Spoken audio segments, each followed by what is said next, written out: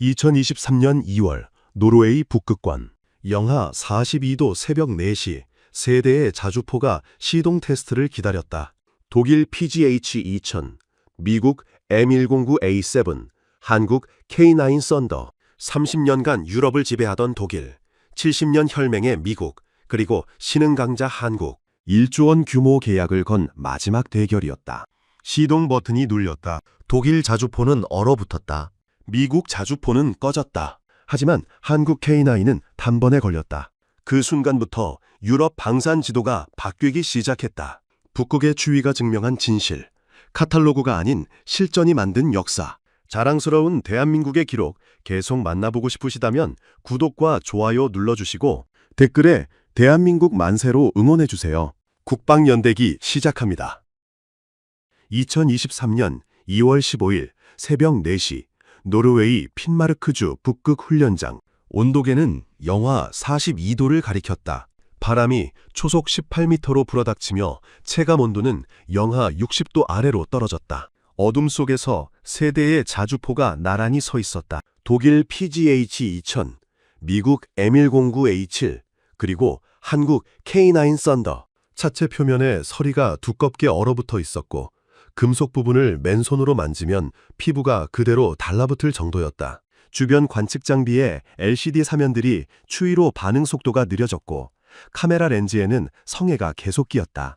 테스트장 주변에는 노르웨이 평가단 12명 외에도 나토 관찰단 8명, 독일 기술진 6명, 미국 관찰관 4명, 한국 기술진 3명이 배치되어 있었다.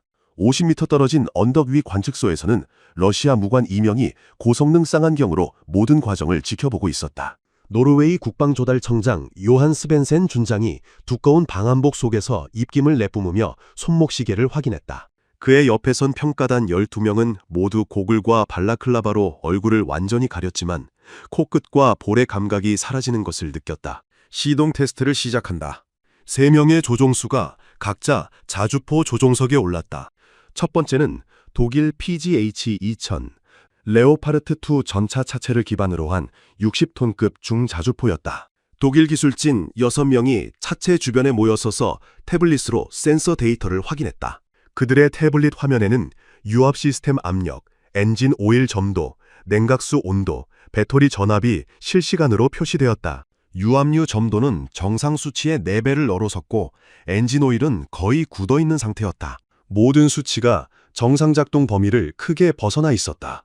조종수가 시동 버튼을 눌렀다. 엔진에서 낮은 신음소리가 났지만 크랭크 샤프트는 회전하지 않았다. 스타터 모터만 헛둥었다. 두 번째 시도. 스타터 모터가 더 길게 돌아갔지만 엔진은 여전히 걸리지 않았다. 배터리 전압이 12.8V에서 11.2V로 급격히 떨어졌다. 독일 수석 기술자가 헤드셋을 통해 무언가 지시했고 조종수는 3초간 대기 후 세 번째 시도를 했다. 이번에는 엔진에서 간헐적으로 폭발음이 들렸지만 연속 회전으로 이어지지 못했다. 실린더 한두 개만 점화되는 소리였다. 엔진룸에서 하얀 김만 피어올랐다. 독일 기술진 한 명이 동료에게 조용히 속삭였다. 나토 관찰단 중 프랑스 대령이 메모를 했다. 노르웨이 평가단이 기록지에 뭔가를 적었다. 몇몇은 고개를 저었다. 미국 M109A7 차례였다. 46톤급 자주포가 비교적 가벼운 차체를 자랑했지만 극한 환경 앞에서는 무의미했다. 미국 관찰관 대령이 차체 주변을 손전등으로 비추며 점검했다. 배기구에서 얼음 결정이 반짝였고 흡기구에도 성에가 두껍게 끼어 있었다. 조종수가 시동을 걸었다. 첫 시도에서 엔진이 걸렸다. 낮은 굉음이 울렸지만 회전수가 400에서 600 사이를 불안정하게 오갔다. 정상 공회전은 800 이상이어야 했다.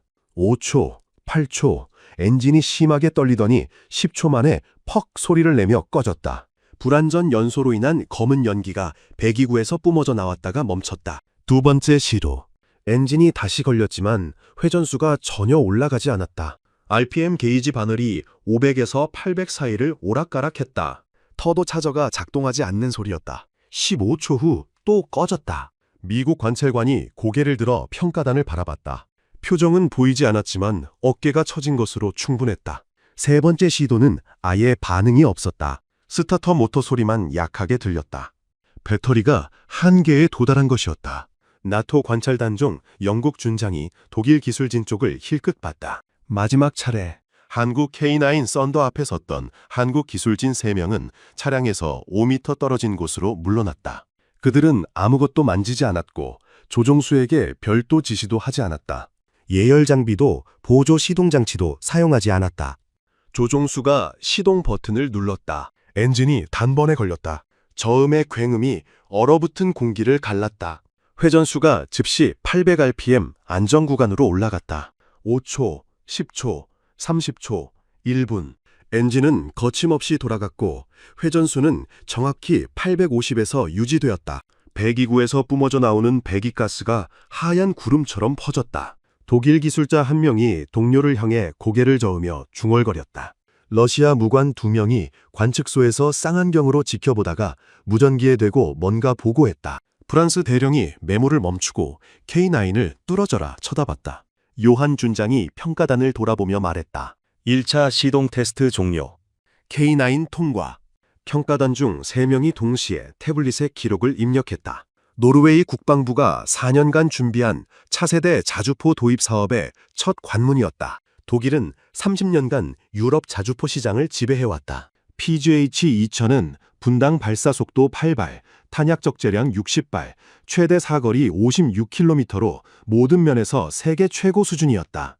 크라우스마파이 베그만은 이 계약에 기술진 20명과 로비스트 5명을 투입했다. 미국은 나토 동맹의 무게와 70년 혈맹 관계를 믿었다. BAE 시스템즈는 노르웨이 국방부에 12차례 프레젠테이션을 했다. 하지만 북극권 영하 42도, 새벽 4시, 그 모든 공식이 한 번의 시동 테스트로 무너지기 시작했다. 독일 기술진이 PGH-2000 엔진룸을 열었다. 유압 펌프와 연료 라인에 성에가 두껍게 끼어 있었고 오일팬 바닥에는 굳어버린 엔진 오일이 젤리처럼 변해 있었다. 노르웨이는 북극권에 1747km의 국경선을 가진 나라였다. 그중 196km가 러시아와 직접 맞닿아 있었다. 2022년 2월 우크라이나 전쟁이 발발한 후 노르웨이 국방부는 포병 전력 재평가에 착수했다. 기존에 운영하던 M109A3 자주포 56문은 평균 운용 연한이 38년을 넘어섰다. 부품 수급이 끊겼고 가동률은 45%까지 떨어졌다. 2021년 겨울 훈련에서 12문 중 7문이 영하 35도에서 시동 불량을 일으켰다. 정비병들이 3시간 동안 예열 작업을 해야 했고 그중 2문은 결국 작동하지 않았다. 문제는 단순히 노후화만이 아니었다. 북극권 작전 환경 자체가 기존 서방 무기 체계의 설계 한계를 넘어서고 있었다. 핀마르크 주둔 제6사단 포병대대는 연간 8개월을 영하 20도 이하 환경에서 작전했다. 겨울철 평균 기온은 영하 30도였고 한파가 오면 영하 45도까지 떨어졌다. 이런 환경에서 30분 이내 즉각 대응이 가능한 자주포는 사실상 없었다. 2019년 11월 노르웨이 국방부는 차세대 자주포 도입 사업을 공식 발표했다. 요구 조건은 명확했다.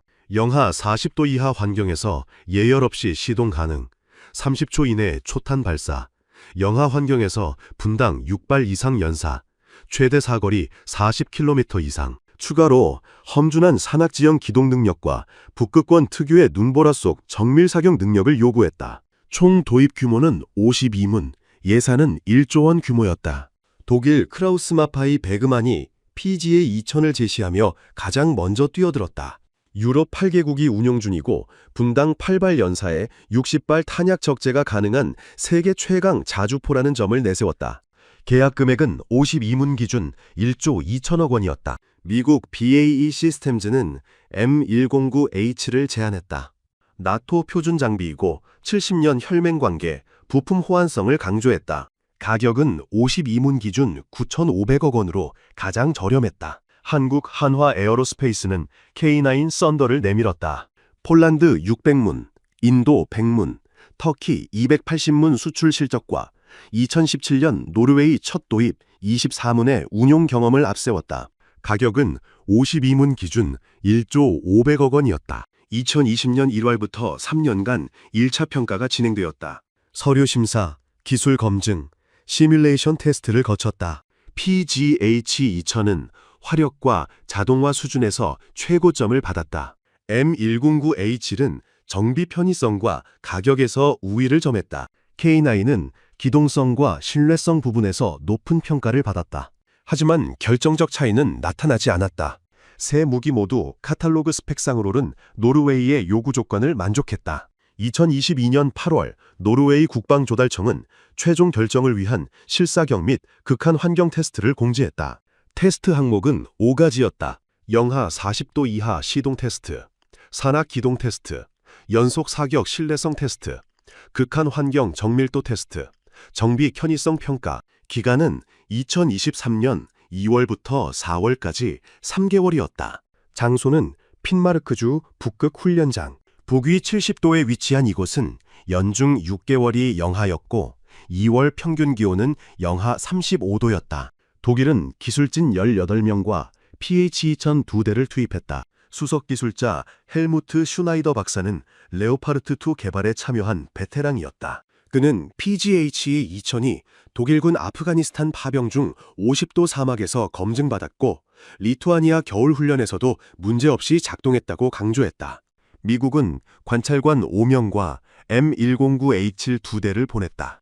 팀장은 주노르웨이 미군 무관 제임스 톰슨 대령이었다. 그는 나토 동맹체제 내에서 장비 호환성이 얼마나 중요한지 반복해서 설명했다. 한국은 기술진 3명과 K9 썬더 2대를 파견했다.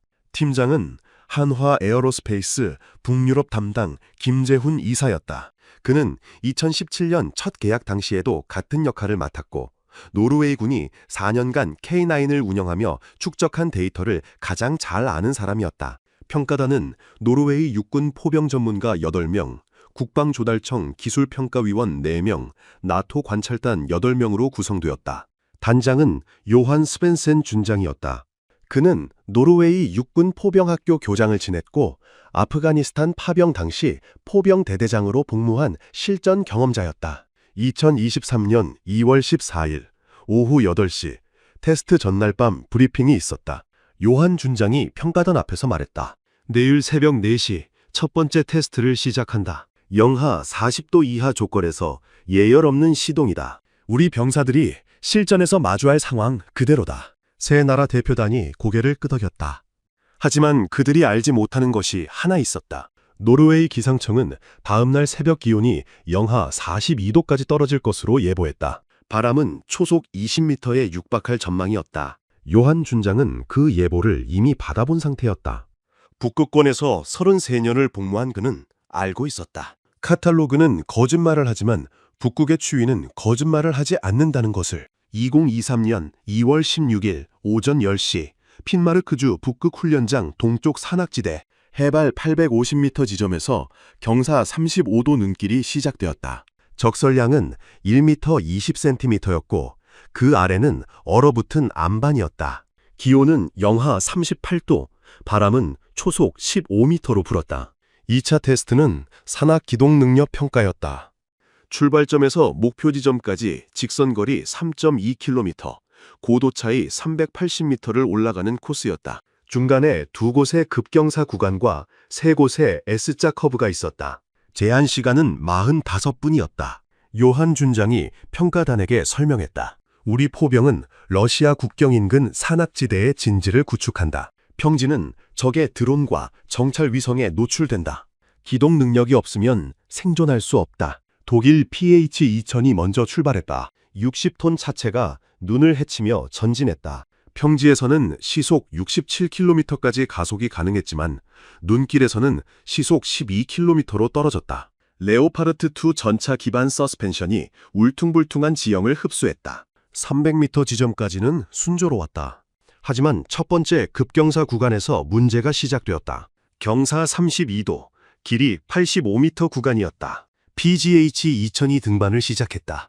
궤도가 눈을 파고들었지만 차체가 미끄러졌다. 엔진 회전수가 올라갔지만 전진 속도는 시속 4km에 불과했다. 45m 지점에서 궤도가 헛돌기 시작했다. 눈 아래 얼음층 때문이었다. 조종수가 기어를 1단으로 낮췄다. 엔진 굉음이 커졌지만 차체는 좌우로 흔들렸다. 60초가 지났다. PGH-2000이 2m 뒤로 밀려났다. 독일 수석 기술자 헬무트 박사가 무전으로 지시했다. 조종수는 후진으로 30m를 내려간 뒤 다시 시도했다. 이번에는 속도를 높여 돌진하는 방식이었다. 차체가 시속 15km로 가속했고 경사면을 올라가기 시작했다. 하지만 55m 지점에서 또 멈췄다. 엔진 과부하 경고등이 들어왔다. 냉각팬이 최대 회전수로 돌았지만 엔진 온도가 105도를 넘어섰다. 조종수는 중립기어로 전환하고 엔진 회전수를 낮춰야 했다. 세 번째 시도에서 엔진룸에서 연기가 피어올랐다. 터보차저 오일 라인에서 누유가 발생한 것이었다. PGH-2000은 결국 테스트를 포기하고 예인 차량의 도움으로 하산했다. 미국 M109A7 차례였다. 46톤으로 PGH-2000보다 14톤 가벼운 차체가 장점이었다. 출발과 동시에 속도를 냈다. 평지 구간을 시속 18km로 통과했다. 첫 번째 급경사에 도달했다. M109A7이 경사면을 오르기 시작했다. 20m, 40m, 60m, PGH-2000보다 순조로웠다. 70m 지점을 통과하며 정상이 보였다. 하지만 75m 지점에서 문제가 발생했다. 왼쪽 궤도가 숨겨진 안반에 걸렸다. 차체가 15도 기울었다. 조종수가 즉시 스티어링을 조정했지만 오른쪽 궤도만 공회전했다. 차체는 왼쪽으로 계속 기울었다. 20도, 25도. 전복 경고음이 울렸다. 조종수는 급히 후진 기어를 넣었다. M109A7이 뒤로 미끄러지며 내려왔다. 35m를 후진한 끝에 평지에 도착했다. 미국 관찰관 톰슨 대령이 쌍안경을 내렸다. 나토 관찰단 중 프랑스 대령이 동료에게 속삭였다. 두 대 다 실티라. 한국 것도 마찬가지겠지. 한국 K9 썬더가 출발선에 섰다. 55톤 차체는 PGH-2000과 M109A7의 중간이었다. 한국 기술진은 아무 지시도 하지 않았다. 조종수가 출발했다. K9이 눈을 헤치며 전진했다. 평지 구간 통과 속도는 시속 15km였다. 첫 번째 급경사에 도달했다. K9이 경사면에 진입했다. 궤도가 눈을 파고들며 안정적으로 전진했다. 20m, 40m, 60m, 75m. M109A7이 멈췄던 지점을 통과했다. 80m, 정상 5m 앞. 차체가 잠시 흔들렸다. 하지만 엔진 회전수는 안정적이었다. K9이 정상을 넘었다. 첫 번째 관문 돌파였다. 독일 기술진 한 명이 동료를 향해 고개를 저었다. 러시아 무관이 쌍안경으로 지켜보다가 무전기에 대고 보고했다. K9은 계속 전진했다. 첫 번째 S자 커브 구간. 좌회전 반경 12m, 우회전 반경 15m의 연속 커브였다. 눈길에서 55톤 차체를 정확히 조종해야 했다. K9이 커브에 진입했다. 좌측 궤도 회전수를 낮추고 우측을 높이며 선회했다. 차체가 부드럽게 돌았다. 두 번째 커브, 반대 방향이었다. K9이 궤도 회전 속도를 역전시켰다. 차체는 정확히 코스를 따라갔다. 세 번째 커브까지 통과했다. 노르웨이 평가단 중 한 명이 스톱워치를 확인했다. 28분 15초. 목표 시간 내 완주. 두 번째 급경사 구간이 남았다. 경사 38도, 길이 120m였다. 눈 아래는 빙판이었다. K9이 진입했다. 궤도가 얼음 위에서 미끄러졌다. 차체가 좌우로 흔들렸다. 하지만 조종수는 스티어링을 미세하게 조정하며 균형을 잡았다. 40m, 70m, 100m. 엔진 온도는 92도로 정상 범위였다. K9이 마지막 20m를 남겨두고 있었다. 궤도가 안반을 찍으며 마지막 힘을 냈다. K9이 정상을 넘었다. 목표 지점 도착. 총 소요 시간 42분 38초였다. 요한 준장이 평가단을 돌아보며 말했다. 2차 테스트 종료. K9만 완주. 독일 헬무트 박사는 아무 말도 하지 않았다. 미국 톰슨 대령은 메모를 멈추고 펜을 내려놓았다. 프랑스 대령이 동료에게 속삭였다. 저 무게로 어떻게 저 경사를... 나토 관찰단 8명 중 5명이 동시에 K9 쪽으로 고개를 돌렸다. 노르웨이 국방부가 요구한 것은 단순한 화력이 아니었다. 북극권에서 살아남을 수 있는 능력이었다. 시동이 걸리지 않는 자주포, 산을 오르지 못하는 자주포는 아무리 강력해도 무용지물이었다. 독일과 미국은 30년간 설계 철학과 기술 우위를 믿었다. 하지만 핀마르크 산악지대 경사 38도 눈길 위에서 그 믿음은 55톤 한국제 자주포의 궤도 아래 깔렸다. 2023년 2월 18일 오후 2시 핀마르크주 북극 훈련장 사격장 3차 테스트는 연속 사격 신뢰성 평가였다. 목표는 2시간 동안 120발 사격, 분당 평균 1발 속도였다. 하지만 중간에 3차례 급속 사격 구간이 있었다. 각 구간마다 3분 내 18발, 즉 분당 6발 연사를 요구했다. 영하 35도 환경에서 포신 과열과 냉각, 장전 장치 신뢰성, 사격 통제 시스템 안정성을 모두 검증하는 테스트였다. 표적은 18km 떨어진 산 사면에 설치된 가상 포병진지 12곳이었다. 각 표적은 가로 15m, 세로 10m 크기였다. 명중률 70% 이상이 통과 기준이었다. 요한 준장이 평가단에게 브리핑했다.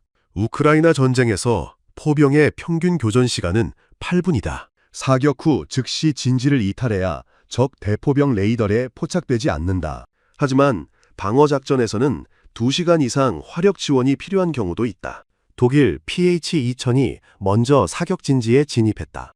포탑이 18km 떨어진 첫 번째 표적을 향해 돌았다. 사격 통제 컴퓨터가 기상 데이터와 탄도를 계산했다. 초탄 발사까지 28초. 포신이 불을 뿜었다. 반동이 60톤 차체를 뒤로 밀었지만 서스펜션이 충격을 흡수했다. 18초 후 두 번째 탄. 자동 장전 장치가 포탄을 집어 올려 장전했다. 세 번째, 네 번째. PGH-2000은 안정적으로 사격했다. 30발까지는 문제가 없었다. 분당 1발 속도를 정확히 유지했다. 명중률은 73%였다. 하지만 첫 번째 급속 사격 구간에서 상황이 바뀌었다. 분당 6발 연사 명령이 떨어졌다. PGH-2000이 연사를 시작했다. 1발, 2발, 3발. 자동 장전 장치가 빠르게 작동했다. 4발, 5발.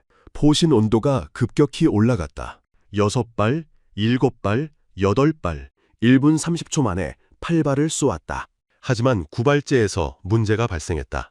장전 장치가 포탄을 집어 올리다가 멈췄다. 유압 압력이 떨어진 것이었다. 기술진이 재부팅을 시도했다. 45초 후 시스템이 복구되었다. 사격을 재개했지만 3분 제한 시간 내 18발 목표는 달성하지 못했다. 15발에 그쳤다. 독일 헬무트 박사가 평가단에게 설명했다. 극한 저온에서 유압류 점도 변화는 예상 범위 내입니다. 소프트웨어 업데이트로 보완 가능합니다.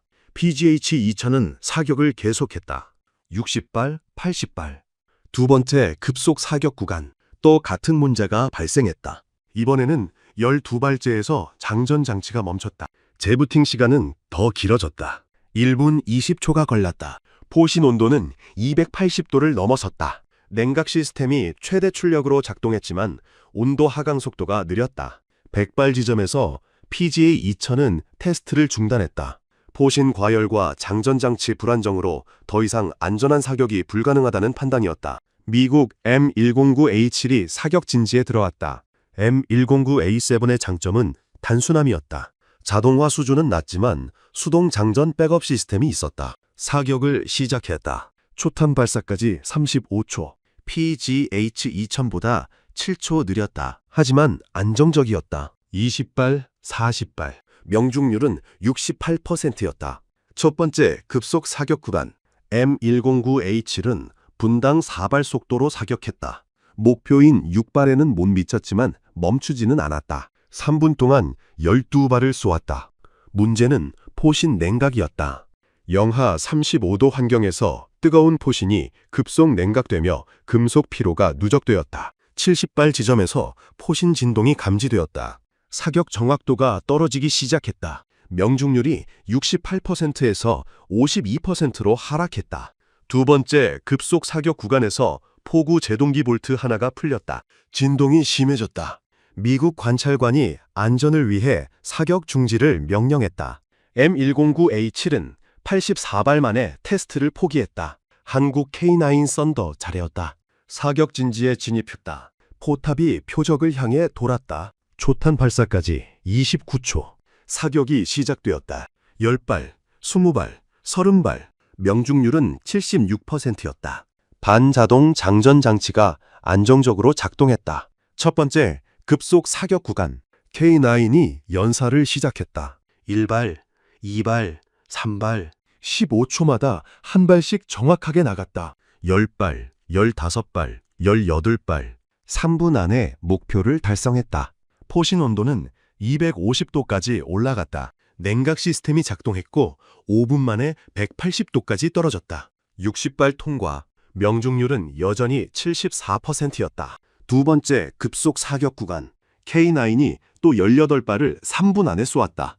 하지만 90발 지점에서 예상치 못한 문제가 발생했다. 포탄 공급 컨베이어에서 이상 신호가 감지되었다. 센서 하나가 눈과 얼음으로 오작동을 일으킨 것이었다. 사격이 15초간 중단되었다. 한국기술진이 차량으로 다가갔다. 김재훈 이사가 해치를 열고 내부를 확인했다. 센서 표면에 낀 얼음을 제거했다. 시스템이 복구되었다. 사격이 재개되었다. 95발, 100발, 110발, 120발. K9은 2시간 안에 모든 사격을 완료했다. 최종 명중률은 72%였다. 요한 준장이 평가 결과를 발표했다. 3차 테스트. K9만 완주. 노르웨이 평가단이 데이터를 검토했다. PGH-2000은 화력은 강력했지만 극한 환경 신뢰성이 부족했다. M109A7은 단순했지만 정밀도가 떨어졌다. K9은 두 가지를 모두 충족했다. 나토 관찰단 중 영국 준장이 동료에게 말했다. 한국 것이 90발에서 멈췄을 때 끝났다고 생각했는데 프랑스 대령이 대답했다. 15초 만에 복구했다. 저게 진짜 신뢰성이다. 러시아 무관이 쌍안경을 내렸다. 그는 무전기에 대고 보고했다. 독일 헬무트 박사는 노트북을 덮었다. 미국 톰슨 대령은 메모를 접었다. 3개의 테스트, 3번의 결과. 한국이 3번 모두 1등이었다. 2023년 2월 22일 오전 6시 핀마르크주 북극 훈련장. 4차 테스트 당일 아침 노르웨이 기상청은 긴급 기상경보를 발령했다. 시베리아 한파가 스칸디나비아 반도를 덮치고 있었다. 예상기온 영하 48도, 풍속 초속 25m, 시정거리 50m 이하, 블리자드였다. 요한 준장이 평가단 회의를 소집했다. 독일과 미국 대표단은 테스트 연기를 요청했다. 하지만 노르웨이 국방부의 답은 명확했다. 러시아는 날씨를 기다려주지 않는다. 테스트를 진행한다. 오전 9시 바람이 거세졌다. 눈이 수평으로 날아와 얼굴을 때렸다. 고글을 써도 5m 앞이 보이지 않았다. 손가락 끝의 감각이 3분 만에 사라졌다. 입으로 숨을 쉬면 폐가 얼어붙는 것 같았다. 코로 숨을 쉬면 코 속 점막이 얼어 피가 났다. 4차 테스트는 극한 환경 정밀 사격이었다. 목표는 22km 떨어진 표적 6개를 블리자드 속에서 명중시키는 것이었다. GPS 좌표만 주어졌고 시각 확인은 불가능했다. 사격 통제 레이더와 탄도 계산 컴퓨터만 의존해야 했다. 발음 데이터는 실시간으로 변했다. 초속 22m에서 28m 사이를 오갔다. 풍향은 8방향으로 계속 바뀌었다. 눈 입자가 레이더 신호를 교란했다. 이런 조건에서 명중률 60% 이상이 통과 기준이었다. 독일 PH-2000이 사격 진지에 진입했다. 조종수와 사격수는 방한복을 3겹 입었지만 추위가 옷을 뚫고 들어왔다. 포탑 내부 온도는 영하 12도였다. 히터를 최대로 켰지만 금속 차체가 열을 빼앗아갔다. 사격 통제 컴퓨터가 첫 번째 표적 좌표를 계산했다. LCD 화면이 느리게 반응했다. 터치스크린이 장갑 낀 손가락을 인식하지 못했다. 사격수가 장갑을 벗었다. 5초 만에 손가락이 하얗게 변했다. 데이터를 입력하고 재빨리 장갑을 다시 꼈다. 첫 발 사격. 포성이 블리자드에 묻혔다. 22초 후 두 번째 탄. 레이더가 착탄점을 추적했다. 신호가 약했다. 눈 때문이었다. 세 번째 탄. 사격수의 손이 떨렸다. 추위 때문인지 긴장 때문인지 알 수 없었다. 6발을 쐈다. 평가단이 표적 확인을 위해 드론을 띄웠다. 하지만 드론도 블리자드를 뚫지 못했다. 2시간 후 날씨가 잠시 잠잠해졌다. 확인 결과 6발 중 2발 명중 33%였다. 독일 헬무트 박사는 말이 없었다. 그의 손도 떨리고 있었다. 미국 M1099A7 차례였다. 사격수는 30대 중반 남자였다. 아프가니스탄에서 2년간 복무한 베테랑이었다. 하지만 아프가니스탄의 50도 사막과 노르웨이 영하 48도 블리자드는 완전히 달랐다. 그는 포탑 내부에서 떨고 있었다. 이는 체온 유지를 위한 신체 반응이었지만 정밀 조준에는 치명적이었다. 첫발 사격. 반동이 왔다. 포탑 내부 공기가 진동했다. 화약 냄새가 코를 즈었다. 평소라면 익숙한 냄새였지만 영하 48도에서는 냄새조차 날카로웠다. 두 번째 탄. 사격 통제 시스템이 바람 데이터를 계산했다. 하지만 바람은 계산보다 빠르게 변했다. 세 번째 탄. 사격수의 시야가 흐려졌다. 고글에 김이 서렸다. 손으로 닦았지만 계속 다시 꼈다. 네 번째 탄. 손가락 끝에 감각이 없었다. 버튼을 누르는 것인지 누른 것인지 구분이 안 됐다. 다섯 번째, 여섯 번째, 6발을 쐈다. 그는 포탑 해치를 열고 밖으로 나왔다. 바람이 그를 밀쳤다. 비틀거렸다. 동료 2명이 그를 부축했다. 2시간 후 확인 결과 6발 중 3발 명중 50%였다. 통과 기준에 못 미쳤다. 한국 K9 썬더가 마지막이었다. 조종수와 사격수는 20대 후반이었다. 둘 다 한국 육군 출신이었다. 강원도 GOP에서 복무했고 영하 30도 겨울 훈련을 수십 차례 경험했다. 하지만 영하 48도 블리자드는 그들에게도 처음이었다. 포탑 내부로 들어갔자 히터가 작동했지만 추위는 여전했다. 사격수가 심호흡을 했까 입김이 하얗게 나왔다. 사격 통제 컴퓨터를 켰다. 화면이 천천히 떠올랐다. 첫 번째 표적 좌표를 입력했다. 손가락이 떨렸다. 하지만 멈추지 않았다. 포신이 목표를 향해 돌았다. 바람 데이터가 입력되었다. 초속 26m, 북북서 방향. 탄도 계산 완료. 첫발 사격. 포성이 차체를 흔들었다. 귀가 먹먹했다. 두 번째 탄 장전. 반자동 장전 장치가 포탄을 밀어넣었다. 금속이 금속과 부딪히는 소리가 울렸다. 두 번째 발 사격. 사격수의 눈에 땀이 맺혔다. 영하 48도인데 땀이 났다. 긴장이었다. 세 번째 탄. 손가락 감각이 사라졌다. 하지만 근육이 기억하고 있었다.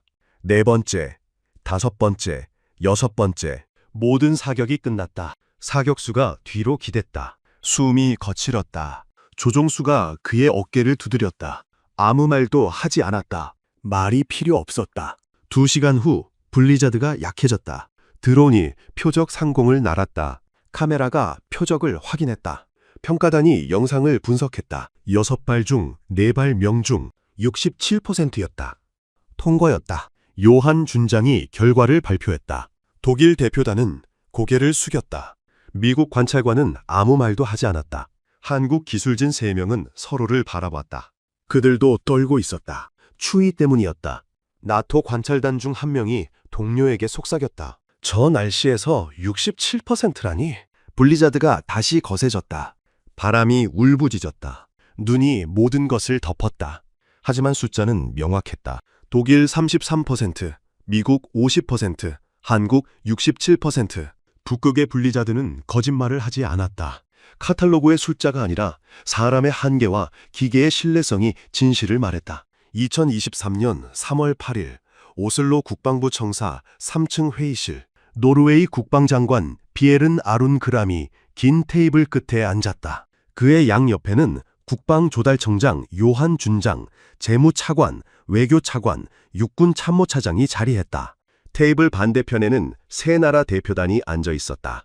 독일 크라우스 마파이 베그만 부사장, 미국 BAE 시스템즈 북유럽 총괄, 한국 한화 에어로스페이스 김재훈 이사. 4주간의 테스트가 끝났다. 이제 최종 결정만 남았다. 비에른 장관이 입을 열었다. 여러분 모두 수고했습니다. 테스트 결과는 명확합니다.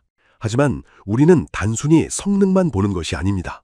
나토 동맹관계, 기술 이전, 유지 보수 체계, 그리고 가격까지 모든 것을 고려해야 합니다. 독일 부사장이 먼저 발언권을 요청했다. 그는 50대 후반, 은발의 깔끔한 정장 차림이었다. PGH-2000은 일시적인 기술적 문제를 겪었습니다. 하지만 이는 소프트웨어 업데이트로 해결 가능합니다. 우리는 노르웨이의 완전한 기술 이전을 약속합니다. 현지 생산 라인 구축, 500명 고용 창출, 그리고 독일 국방부와의 긴밀한 협력 체계를 제안합니다. 그는 태블릿을 꺼내 프레젠테이션을 시작했다.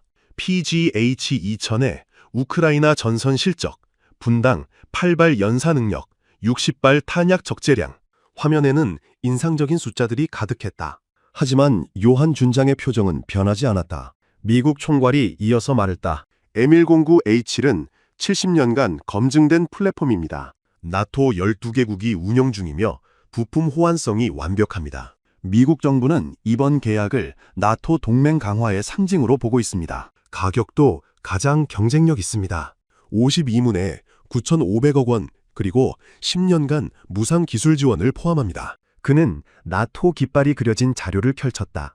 동맹의 무게, 70년 혈맹, 안보 협력. 단어들은 무거웠다. 하지만 숫자는 가벼웠다.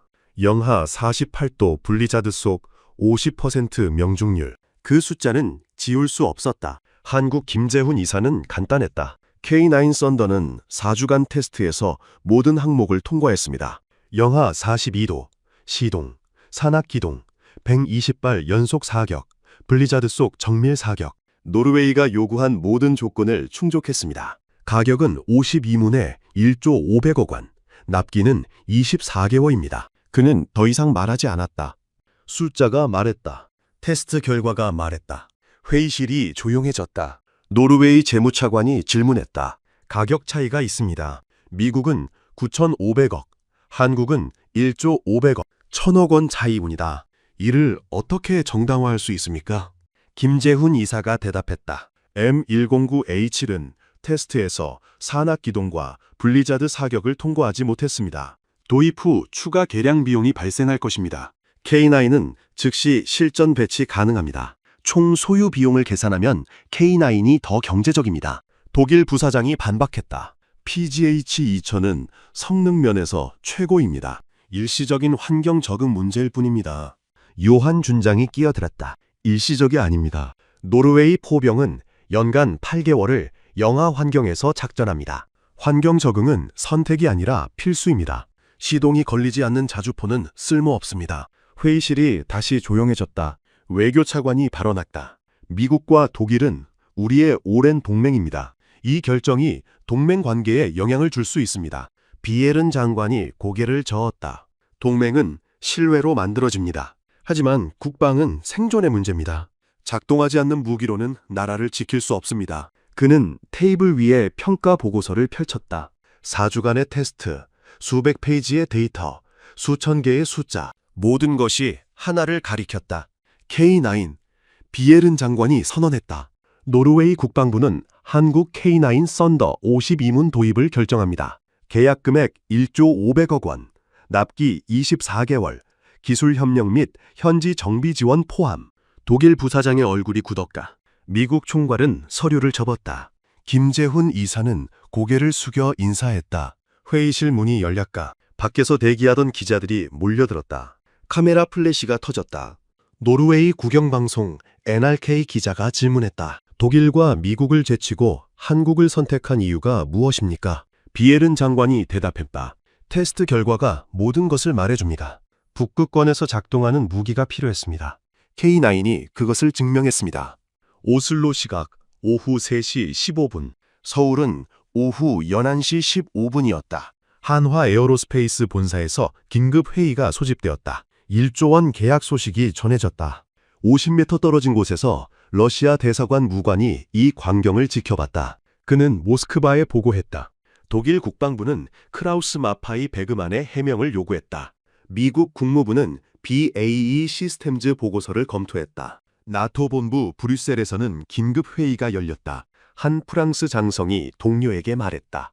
유럽 자주포 시장이 무너지고 있다. 폴란드 600문, 핀란드 96문, 이제 노르웨이 52문, 모두 한국으로 갔다. 영국 준장이 대답했다. 카탈로그가 아니라 실전이 답이다. K9은 영하 42도에서 시동을 걸었다. PGH-2000은 못 걸었다. 그게 전부다. 북극의 추위는 거짓말을 하지 않았다. 30년간 유럽을 지배하던 독일의 자존심도 70년 혈명의 무게도 나토 카르텔도 영하 42도 앞에서는 무력했다. 55톤 한국제 자주포가 유럽 방산판도를 바꾸기 시작했다. 2023년 5월 12일 노르웨이 핀마르크주 페첸가 인근 포병기지. 첫 번째 K9 썬더 12문이 도착했다. 선박으로 오슬로 항구에 하역된 후 육로로 1500km를 북상했다. 러시아 국경에서 18km 떨어진 지점이었다. 노르웨이 제6사단 포병연대 2대대가 배치를 담당했다. 대대장 라르스 올센 중령은 32년 경력의 포병 전문가였다. 그는 M109 A3로 20년을 복무했고 아프가니스탄에서 18개월간 작전을 수행했다. 하지만 K9을 처음 본 순간 그는 새로운 시대를 느꼈다. 차체는 M109보다 9톤 무거웠지만 기동성은 훨씬 좋았다. 포탑은 더 넓었고 자동화 수준은 비교할 수 없었다. 올센 중령이 부대원들에게 지시했다. 2주 안에 전투 준비 태세를 갖춘다. 5월 28일 첫 실사격 훈련이 시작되었다. 목표는 32km 떨어진 가상적 포병 진지였다. 기온은 영하 5도, 바람은 초속 12m였다. 북극권 초여름 날씨였다. K9 1개 포대 6개 문이 사격 진지에 진입했다. 진입부터 초탄 발사까지 걸린 시간은 평균 34초였다. M109A3는 2분 이상 걸렸다. 6문이 동시에 발사했다. 포성이 계곡을 울렸다. 32km 떨어진 표적에 18발이 떨어졌다. 명중률 83%였다. 사격 후 진지 이탈까지 2분 15초. 대포병 레이더 대응 시간 5분 이내를 여유 있게 충족했다. 올센 중령이 평가 보고서에 썼다. M109 대비 작전 효율 3배 이상. 나토 관찰단이 훈련을 참관했다. 8개국 12명이었다. 폴란드, 핀란드, 에스토니아, 리투아니아, 라트비아, 덴마크, 스웨덴, 영국 모두 러시아 위협에 직면한 나라들이었다. 폴란드 국방부 차관보가 동료에게 속삭였다. 우리가 600문을 주문한 이유가 저거다. 핀란드 육군 준장이 메모를 했다. 에스토니아 대령은 사진을 찍었다. 스웨덴 관찰관은 라르스 중령에게 질문했다. 극한 환경 신뢰성은 실제로 어떻습니까? 올센 중령이 대답했다. 지난 겨울 영하 38도에서 M109 절반이 작동 불능이었습니다. K9은 전부 작동했습니다. 6월 15일 대규모 연합훈련이 시작되었다. 나토 북방사령부 스테드페스트 디펜더 훈련이었다. 노르웨이, 미국, 영국, 독일, 폴란드 5개국 2만 명이 참가했다. K9 1개 대대 18문이 투입되었다. 독일은 PAGT-2000 6문을 보냈다. 미국은 M109A7 12문을 배치했다. 훈련 시나리오는 러시아군의 국경 침투였다. 북극권 산악지대에서 방어작전을 수행하는 상황이었다. 첫날 새벽 4시 영하 15도. K9이 첫 대응 사격을 시작했다. 진지 진입 30초, 초탄 발사. 6분간 36발 사격 후 진지 이탈. 총 소요 시간 8분 45초였다. 독일 PGH-2000은 진지 진입에만 1분 20초가 걸렸다. 시동 문제 때문이었다. 사격은 정상적으로 수행했지만 진지 이탈 중 한 대가 엔진 과열로 정지했다. 미국 M109A7은 안정적이었지만 느렸다. 총 소요 시간 14분이었다. 대포병 레이더 대응 시간을 초과했다. 훈련 3일차 산악 기동작전. K9이 해발 1200m 능선을 넘어 적 측방을 타격하는 임무를 받았다. 경사 40도 눈길을 올랐다. 18문 전부가 40분 안에 능선을 넘었다. PGH-2000 6문 중 4문만 능선을 넘었다. 2문은 경사 28도 지점에서 멈췄다. M109A7은 12문 중 7문이 통과했다.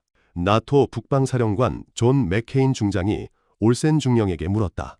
저 능선을 M109로 넘으려면 어떻게 해야 합니까? 올센 중령이 대답했다. 불가능합니다. 우회로를 찾아야 합니다. 그러면 3시간이 더 걸립니다. 맥케인 중장이 K9을 바라봤다. 그의 눈빛이 달라졌다. 훈련 5일차 최종 평가. 나토 북방사령부가 발표한 포병 효율성 순위에서 K9 대대가 1위를 차지했다. 평가 항목은 5가지였다. 반응 속도, 명중률, 생존성, 기동성, 신뢰성. K9은 모든 항목에서 1위였다.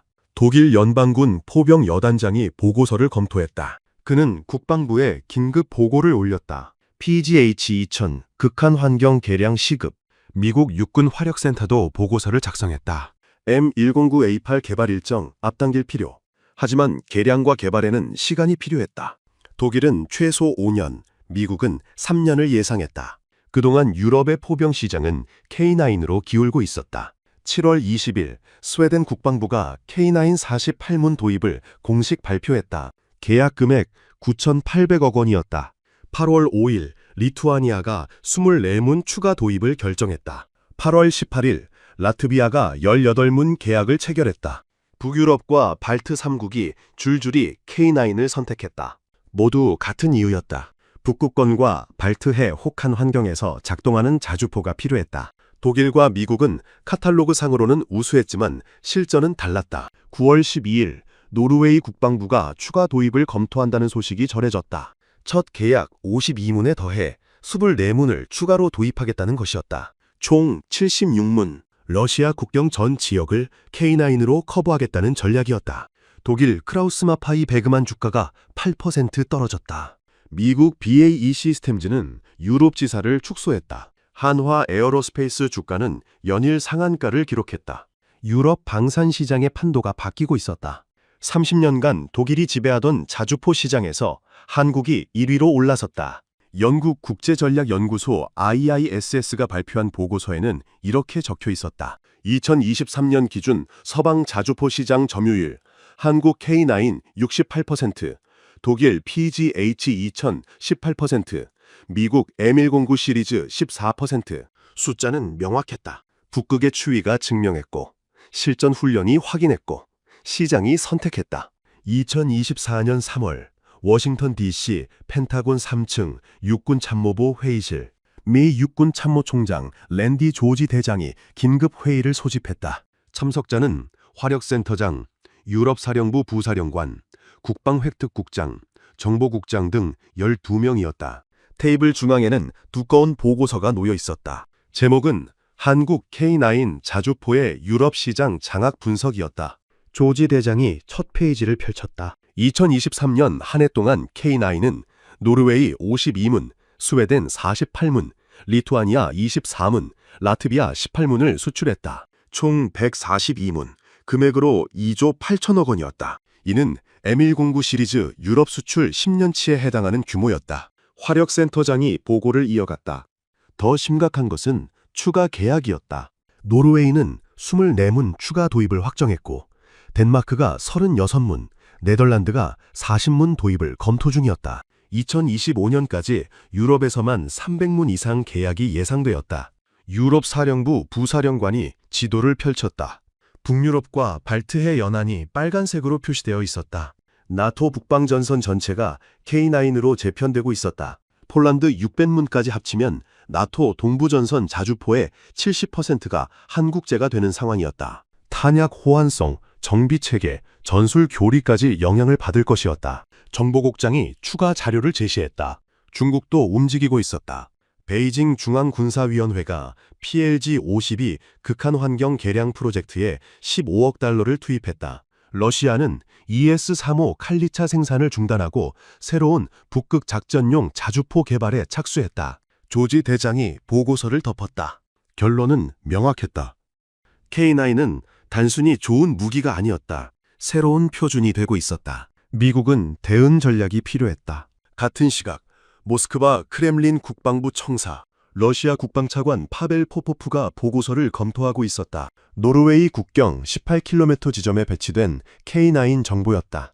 사거리 40km, 노르웨이 영토에서 러시아 무르만스크 외곽까지 도달 가능한 거리였다. 그는 부관에게 지시했다.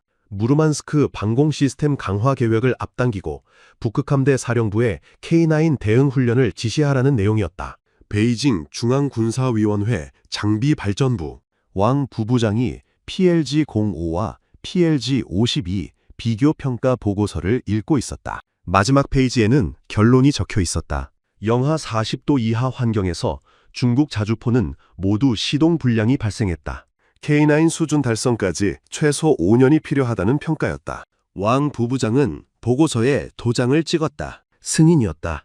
5년 15억 달러. 한국이 만든 새로운 기준을 따라잡기 위한 대가였다. 2025년 11월 3일 브뤼셀 나토 본부 연례 방산산업회의가 열렸다. 30개국 대표단 180명이 참석했다. 나토 사무총장 마크 루터가 연단에 올랐다. 지난 3년간 나토 회원국의 K9 도입 규모는 총 1,100문을 넘어섰다. 이는 나토 동부 및 북부 전선 자주포 전력의 65%에 해당했다.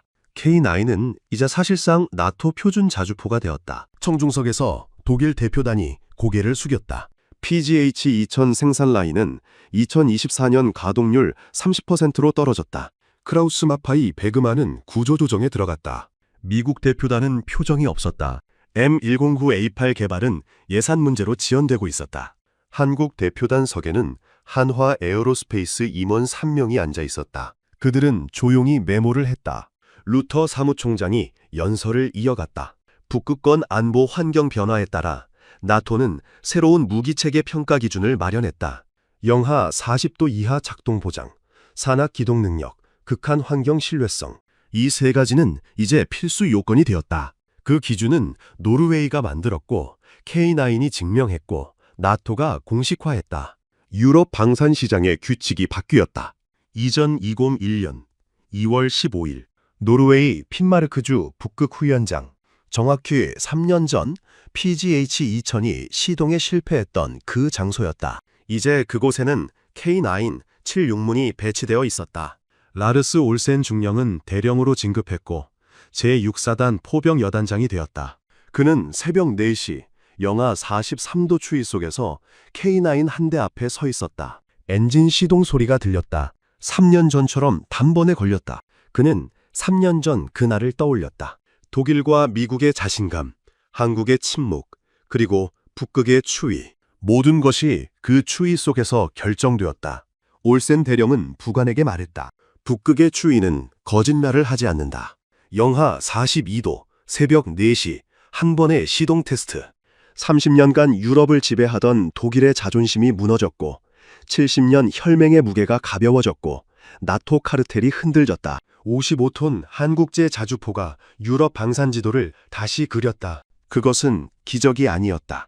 북극권에서 33년을 복무한 요한 준장이 알고 있던 진실이었다. 실전은 카탈로그가 아니라 눈앞의 현실이고 생존은 명성이 아니라 작동하는 무기로 결정된다는 것. 노르웨이는 그 진실을 1조 원에 샀고 유럽은 그 선택을 따랐고 세계는 새로운 기준을 받아들였다. 이것이 기록되어야 하는 이유다. 북극의 추위가 증명한 진실, 그리고 대한민국 기술이 만든 새로운 표준이기 때문이다. 오늘 영상이 좋으셨다면 구독과 좋아요, 댓글로 응원해주세요. 끝까지 시청해주셔서 감사합니다.